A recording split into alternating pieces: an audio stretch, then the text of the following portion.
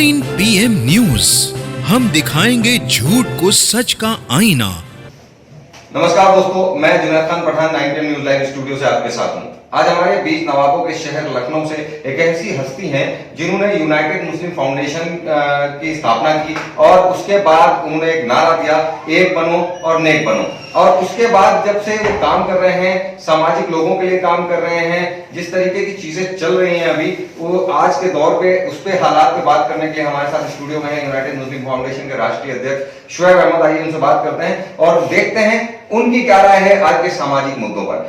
शुएब भाई, सबसे पहले तो आपका बहुत बहुत स्वागत है 9 PM न्यूज लाइव में।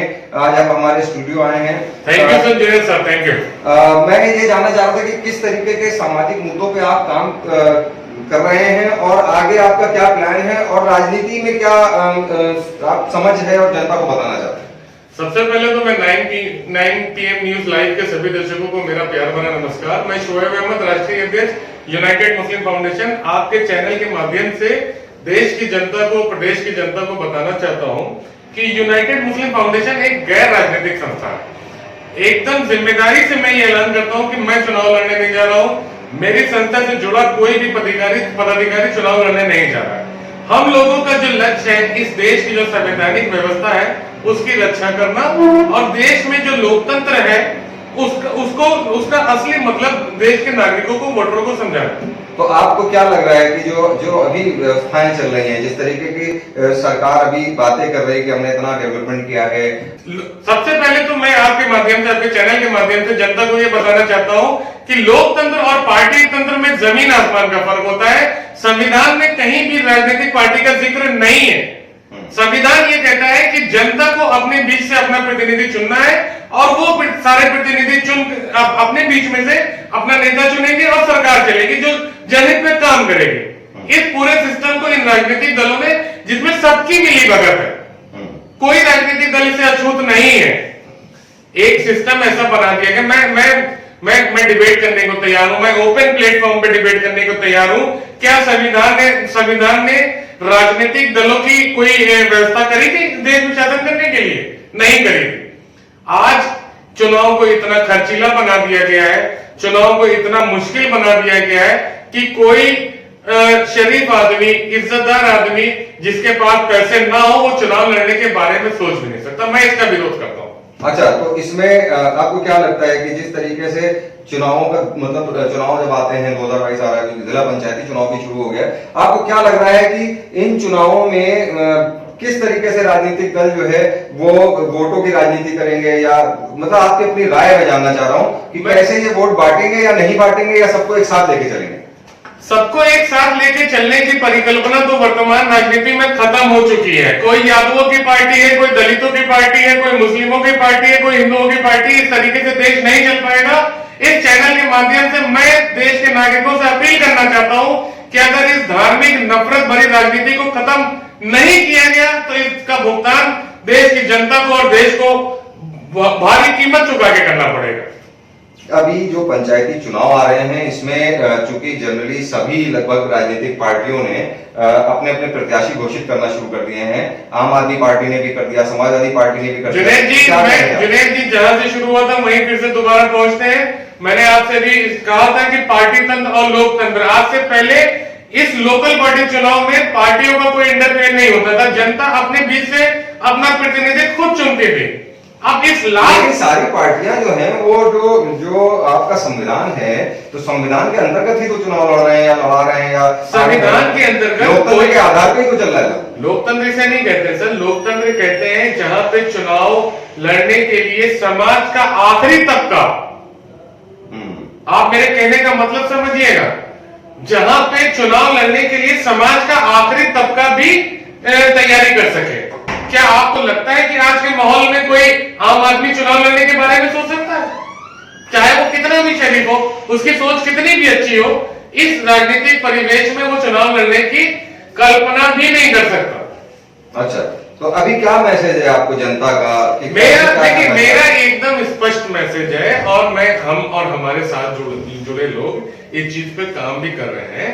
हम लोग, हमारी किसी से लड़ाई नहीं है, हम किसी के लिए काम नहीं कर रहे हैं। हम लोग एक सिस्टम बना के उसके हिसाब से काम करना चाहते हैं। सबसे पहले शुरुआत लखनऊ उत्तर प्रदेश की राजधानी है, लखनऊ की 174 विधानसभा, लखनऊ मध्य विधानसभा से हम लोगों ने शुरुआत करी है। इसके बाद हम लोग लखनऊ पश्चिम और लखनऊ उत्तर में भी जाएंगे। सिंपल सा फॉर्मूला है सर कि मिनिमम 500 एक्टिव मेंबर्स जो जागरूक नागरिक हो, जिनको समाज का और क्षेत्र की समस्याओं के बारे में जानकारी हो, उन लोगों को जोड़ के एक विधानसभा का एक कैडर बनाना है, जिसके अंतर्गत जितने भी वार्ड आते हैं, जैसे लखनऊ मध्य विधानसभा के अंदर 20 वार्ड आते हैं, हर वार्ड से चुनिंदा लोग होंगे जो लोग मुद्दे तय करेंगे, किन मुद्दों पे बात करनी है, किन मुद्दों पे वोट करना है। अभी हम लोग चुनाव लड़ने नहीं जा रहे हैं, जो भी प्रत्याशी, जो भी पार्टी हमारे चुनावी मैदान में आएंगे, उनसे हम लोग बात करके उन मुद्दों पे समर्थन मांगेंगे। अच्छा, एक आखिरी सवाल आपसे हम कर सकते हैं, और वो ये है कि आपने कहा कि यूनाइटेड मुस्लिम फाउंडेशन है, तो क्या ये मुस्लिम फाउंडेशन खाली मुसलमानों के लिए बनी है, ऐसा मैसेज आता है, या आप कहेंगे कि समाज में सभी तबके के लोगों को, सभी जाति, सभी धर्म के लोगों को आप इसमें सपोर्ट कर रहे हैं? दूसरी बात है कि मुसलमानों का जिस तरीके से राजनीति में इंटरफेयर रहा है, लोग बड़े बड़े दलों में भी रहे हैं, राजनीतिक दलों में रहे, इस वक्त उनके साथ इंसाफ हो रहा है या नहीं? जुनेद जी, आपने बहुत मुद्दे की बात कही है, और इस चीज का मुझे कई बार सामना करना पड़ा है, कई लोग मेरी आलोचना करते हैं, लेकिन आज आपके मदद से, आपके चैनल के माध्यम से मैं ये एक चीज एकदम क्लियर करना चाहता हूं। यूनाइटेड मुस्लिम फाउंडेशन का मतलब सिर्फ मुसलमान नहीं, और अगर सिर्फ मुसलमान हैं भी तो और लोगों को दिक्कत नहीं होनी चाहिए, क्योंकि मुसलमान भी इस देश का नागरिक है। आप और बाकी समुदाय और मुस्लिम समुदाय इक्विवेलेंट है, बराबर है। गवर्नमेंट ऑफ इंडिया की जो रिपोर्ट आई थी, सच्चर कमेटी की रिपोर्ट, उसके अकॉर्डिंग मुसलमानों की जो सामाजिक आर्थिक स्थिति है दलितों से भी बदतर है। ये मैं नहीं बोल रहा हूं, ये भारत सरकार की रिपोर्ट बोल रही है। तो मैं एक एग्जांपल आपको बताता हूं। मान लीजिए ये मेरा शरीर है, इस शरीर में मेरा एक अंग खराब हो रहा है, तो जब तक ये अंग सही नहीं होगा मैं सही से काम कर सकूंगा? नहीं कर सकूंगा। देश का 20 से 25% हिस्सेदारी है भारत में मुस्लिम समुदाय की। अगर ये लोग विकास नहीं करेंगे तो देश कभी विकास नहीं कर सकता। एक समुदाय को टारगेट करके या उनकी उपेक्षा करके अगर कोई भी कितना भी बड़ा विद्वान हो, वो आपको ये समझाता है कि देश विकास कर लेगा, तो मेरे भाइयों मैं आपसे प्रार्थना करता हूं, ऐसा नहीं हो सकता। मुसलमान भी इस देश का नागरिक है, और इस देश की जो परंपरा संस्कृति रही है, आप इसके गवाह हैं।